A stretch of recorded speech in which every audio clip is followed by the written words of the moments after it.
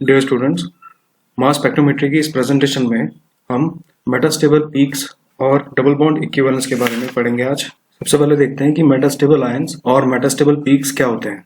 जब हम organic compound के मास स्पेक्ट्रम को ऑब्जर्व करते हैं तो उसमें कुछ पीक्स जो होती हैं वो non integral mass by charge ratio पर मिलती हैं हमें, मतलब फ्रैक्शनल पीक्स मिलती हैं, जैसे 46.4, 97.2 इस तरह से।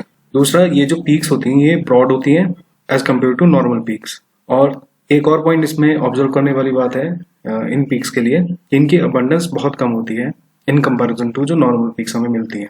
तो ऐसी पीक्स को बोला जाता है मेटास्टेबल पीक्स। मेटास्टेबल पीक्स हमें मेटास्टेबल आयंस की वजह से मिलती है, और मेटास्टेबल आयंस वो आयंस होते हैं जिनका फॉर्मेशन मास स्पेक्ट्रोमीटर के आयनाइजर में ना होकर के मास एनालाइजर में होता है। अगर फ्रेगमेंटेशन प्रोसेस आयनाइजर में हो रहा है तो जो भी आयंस फॉर्म होंगे उन पे सेम इलेक्ट्रिक पोटेंशियल अप्लाई करा जाएगा।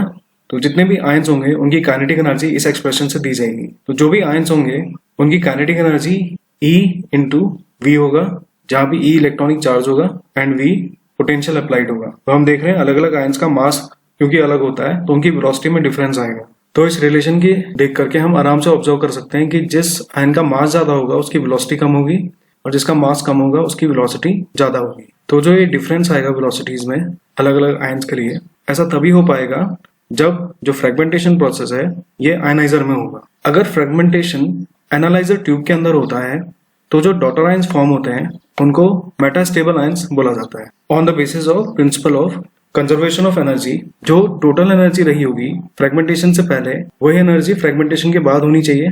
तो इसकी वजह से जब यहाँ पे मास पार्टिकल्स टूट जाएंगे तो जैसे ही डॉटर आयन M पॉजिटिव बन रहा है यहाँ पर, तो इसके पास जो काइनेटिक एनर्जी आएगी ये टोटल का फ्रैक्शन होगा जो कि दिया जाएगा इस तरीके से।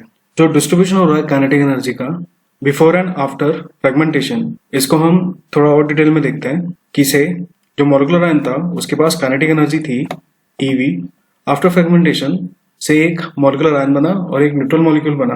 तो जो ये M1 पॉजिटिव कटायन बना है, डॉटर आयन जो बना है, इसके पास जो काइनेटिक एनर्जी आएगी ये फ्रैक्शन में है। टोटल जो एनर्जी थी EV उसका फ्रैक्शन होगा, और वो फ्रैक्शन कैसे निकाला जाएगा, जो इस आयन का मास होगा अपॉन जो मॉलिक्यूलर आयन का जो मास होगा उसका जो रेशो होगा उतने टाइम्स EV का इसके पास काइनेटिक एनर्जी आ जाएगा। इसी तरह से ये जो न्यूट्रल मॉलिक्यूल है इसके पास भी कुछ काइनेटिक एनर्जी डिस्ट्रीब्यूट होगी, और वो कैसे निकाली जाएगी, इसका mass upon total mass into total energy of the molecular ion before fragmentation. क्योंकि अब इनका जो काइनेटिक एनर्जी एक फ्रैक्शन में है तो हो सकता है जो इनकी वेलोसिटी ऑब्जर्व करेगा डिटेक्टर वो भी फ्रैक्शन में हो, और जिस वजह से इन आयंस का जो पीक मिलेगा हमें मास स्पेक्ट्रम में वो फ्रैक्शनल M/E वैल्यूज पे मिलेगा। मास स्केल पे मेटास्टेबल आयन की जो पीक हमें मिलती है इसको हम प्रेजेंट करते हैं M स्टार से।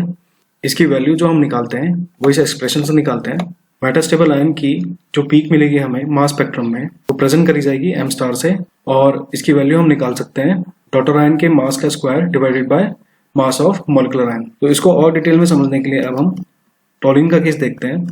टॉलिन में जो मेजर फ्रेगमेंटेशन होता है ये अलाइलिक क्लीवेज होता है जैसा कि हमें पता है। तो यहाँ पे जो रिएक्शन प्रोसेस मैं दिखा रहा हूँ, फ्रेगमेंटेशन प्रोसेस जो हो रहा है यहाँ पर, इसमें पहले यहाँ पे आयनाइजेशन हो रहा है, उसके बाद हाइड्रोजन रेडिकल निकल जा रहा है यहाँ से। तो यहाँ पे बेंजाइल कटायन मिल जा रहा है हमको, ये रीअरेंज होकर के ट्रोफाइलियम कटायन, और उसके बाद इसमें से एक इथाइलिन मॉलिक्यूल का रिमूवल हो जा रहा है। तो C5H5 पॉजिटिव कटायन यहाँ पे मिल जा रहा है। अगर हम मास टू चार्ज रेशो देखेंगे यहाँ पे तो जो ट्रोफाइलियम कटायन है इसका मास टू चार्ज रेशो 91 है, और जो ये C5H5 पॉजिटिव कटायन मिल रहा है इसका मास टू चार्ज रेशो 65 है। तो अगर ये प्रोसेस आयनाइजर में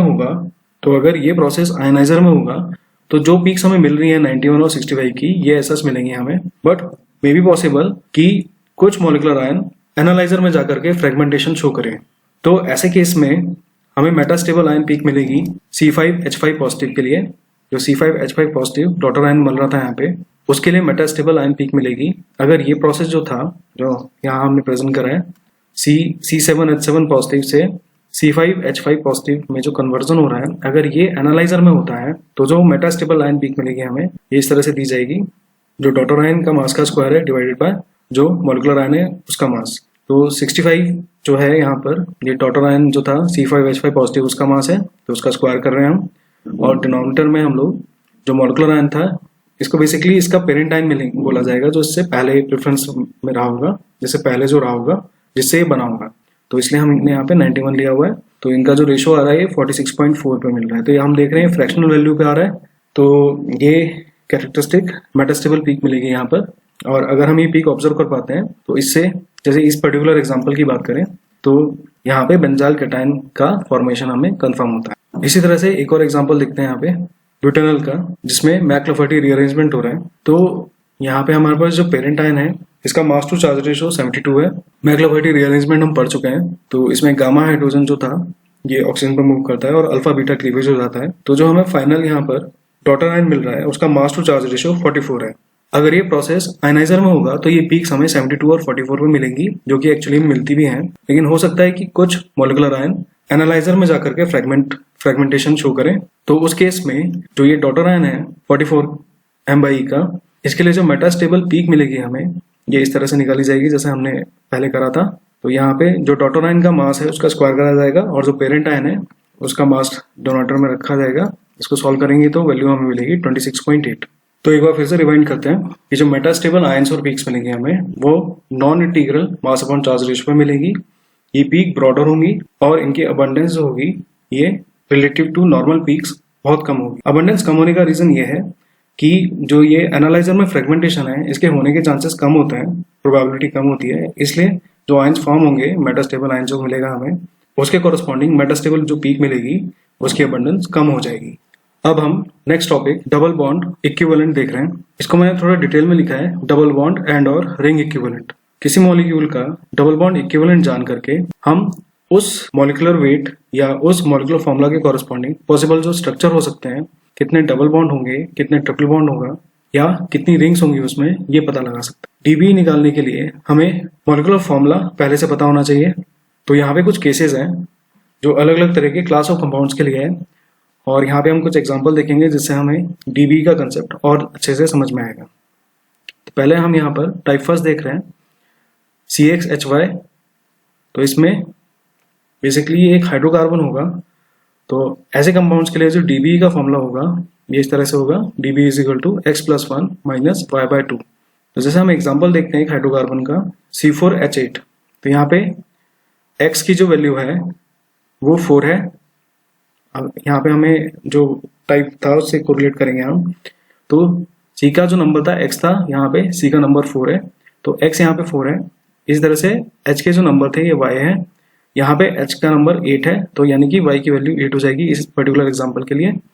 तो DB जब हम निकालेंगे यहाँ पे, तो यहाँ पे DB 1 आएगा। X और Y की वैल्यू पुट करके जो हम वैल्यू निकालेंगे तो यहाँ पे वैल्यू हमें मिलेगी 1 DB की।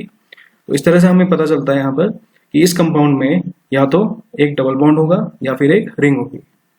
तो जो पॉसिबल स्ट्रक्चर हो सकते हैं C4H8 के लिए, तो मैंने यहाँ पे बनाए हैं ये पॉसिबल आइसोमेरिक स्ट्रक्चर्स हैं। इसी तरह से हम एक दूसरा एग्जांपल देख रहे हैं C6H6 का। तो इस केस में X की वैल्यू 6 है, Y की वैल्यू भी 6 है। तो जब हम DB निकालते हैं तो यहाँ पे 4 आता है। तो DB 4 का मतलब है कि या तो जो गिवन कंपाउंड है उसमें 4 डबल बॉन्ड होंगे या 3 डबल बॉन्ड और एक रिंग होगा, या 2 डबल बॉन्ड और 2 रिंग होंगे, या 1 डबल बॉन्ड और 3 रिंग होगा। इस तरह से ट्रिपल बॉन्ड भी इंक्लूड कर सकते हैं। तो इसके कॉरस्पॉन्डिंग एग्जांपल्स हम देख रहे हैं जो C6H6 के कॉरस्पॉन्डिंग आइसोमेरिक स्ट्रक्चर पॉसिबल है। इसी तरह से अब नेक्स्ट टाइप है C6H6OZ। इसमें ऑक्सीजन आ रहा है।